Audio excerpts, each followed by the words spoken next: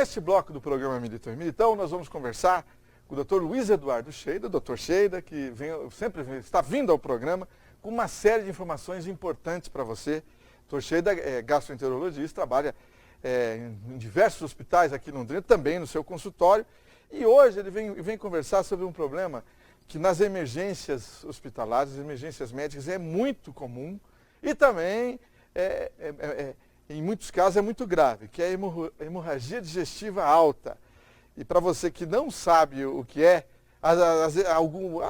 muita gente, tem gente na família que já passou por isso. Vamos começar perguntando ao Dr. Scheida. Boa noite, Dr. Scheida, tudo bem? Boa noite. O que é hemorragia digestiva, primeiro? Bom, é aquela que acontece da boca até o ânus, que é o trato digestivo. Qualquer sangramento, seja da boca, do esôfago, do estômago, dos intestinos, do reto, do ânus, isso daí acontecendo uma hemorragia aí nós chamamos de hemorragia digestiva. Agora, tradicionalmente, Marcelo, como você mesmo falou, a gente divide em alto e baixo o trato digestivo. A hemorragia digestiva alta é aquela que acontece da boca até o começo do duodeno, não é? E a baixa é aquela que é dali para frente até o ânus. Falando sobre a hemorragia digestiva alta, dá mais detalhes da hemorragia digestiva alta primeiro. Olha, o nosso trato digestivo é feito, claro, para absorver os alimentos, digeri-los, depois de digeri-los, o estômago, basicamente, né, e outros órgãos digerem e ali absorve. Mas ele é uma mucosa muito delicada, de modo que se alguma coisa injuriar ou machucar a mucosa, como por exemplo comprimidos, os anti-inflamatórios, analgésicos, por exemplo, né? Ou se tiver uma lesão, um pólipo, que é uma verruga que pode dar em alguns lugares, ou uma neoplasia, um câncer, ou às vezes até varizes no esôfago, ou uma gastrite muito forte, que a gente chama de gastrite erosiva, tudo isso pode fazer sangrar. E tudo isso se transforma na chamada hemorragia digestiva alta. Acontece com muita gente?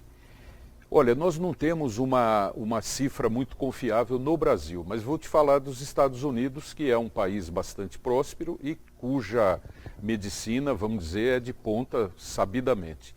Nos Estados Unidos, eles têm uma frequência de aproximadamente 1 milhão de internações por ano. É muita coisa. É verdade. E com risco, né? E com bastante risco. Nos Estados Unidos, por exemplo, nós temos desse 1 milhão, 14% morrem.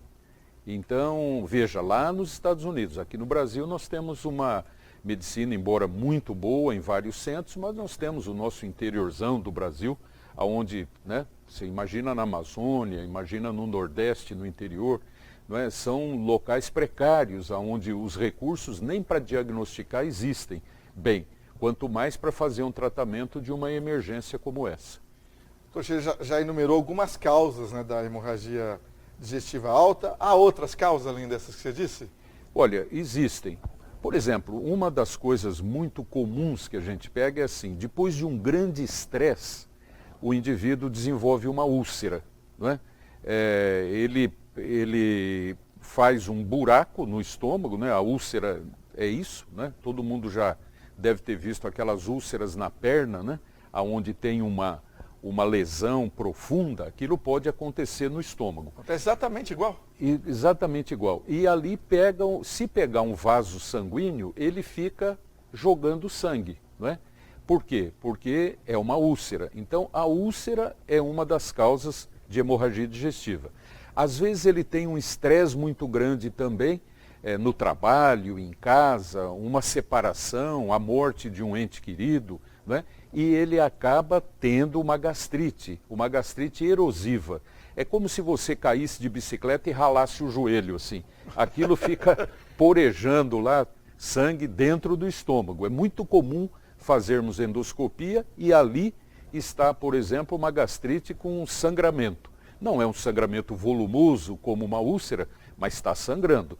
Isso acontece se ele tem um câncer, acontece assim também, o câncer pode sangrar, Nem todos sangram, mas alguns podem sangrar.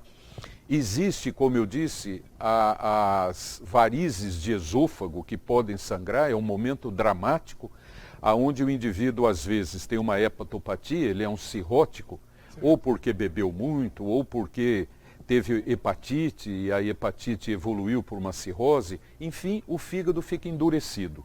Não encontrando condições de passar pelo fígado, o sangue se desvia, e desvia indo para o esôfago. E aqui, que não é feito para isso, acaba subindo o sangue que vai para o coração. Uma hora, isso daí pode se romper. E ao romper, como eu disse, é um momento dramático, né? Muito sangue, muito sangramento. Aí tem que correr para o hospital. Tem que correr e é uma emergência, né? Tanto aqui no Brasil como em outros países, isso se traduz em um momento de muita tensão para o paciente e muitas vezes até acaba ocorrendo pior, né? Acaba em falecimento. Como que se faz o diagnóstico da hemorragia digestiva alta, doutor Sheida? Olha, o mais simples é o indivíduo notar, muitas vezes, porque às vezes o sangramento é tão pequeno, vagaroso e diário, que ele não percebe, ele não fica com anemia rapidamente. Mas ele pode notar que nas fezes, as fezes saem escuras, pretas, bastante pretas. Se ele desconfia que ali pode ser sangue, ele pode fazer um teste. Vai na farmácia, compra um vidrinho de água oxigenada, dessas de passar no cabelo, 30 volumes, 10 volumes, e joga na patente em cima das fezes. Se borbulhar, é porque tem sangue ali. É um teste muito simples, mas ele pode ser um diagnóstico feito por aí. O diagnóstico mais comum hoje em dia é a endoscopia. Desconfiou que tem algum sangramento, o médico faz a endoscopia, e a endoscopia é um padrão ouro, como a gente chama. É o melhor diagnóstico que tem para localizar o sangramento e muitas vezes, Marcelo, até cauterizar o local. Já faz na hora. Já é possível fazer, dependendo da lesão. Se for varizes, é possível clipar ou fazer a amarração das varizes ou esclerosá-las com injeção de adrenalina.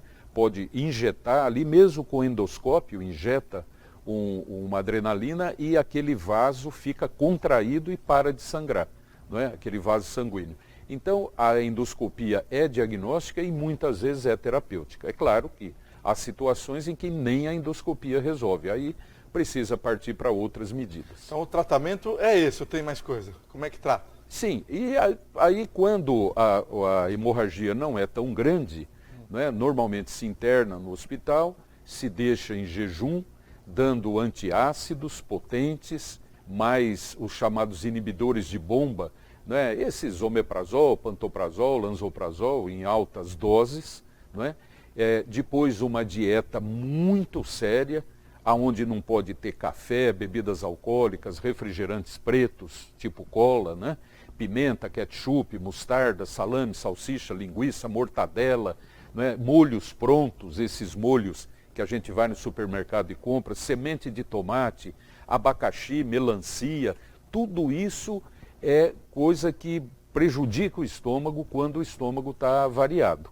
Então, tem que afastar também essas dietas. Então, o tratamento é depois, com esses medicamentos e uma bela dieta. E você trata o problema. Vai sangrar outra vez? Não, ou não sangra nunca mais? Pode sangrar, pode voltar. Isso é que nem um braço que você quebra, se você fizer a mesma estripulia, quebra de novo. Pode quebrar outra vez. Porque é muito comum, o pessoal vai ao consultório e ele quer saber realmente se ele volta a sangrar. Essa tua pergunta é bem recorrente. E aí, eu sempre falo, olha, se você voltar a ficar nervoso, como você tem andado nervoso, tomando os comprimidos que você está tomando, se você andar bebendo como você está bebendo e etc., claro que vai sangrar. Você nunca conserta um problema pegando a mesma estrada que conduziu ao problema. Você tem que tomar um outro caminho.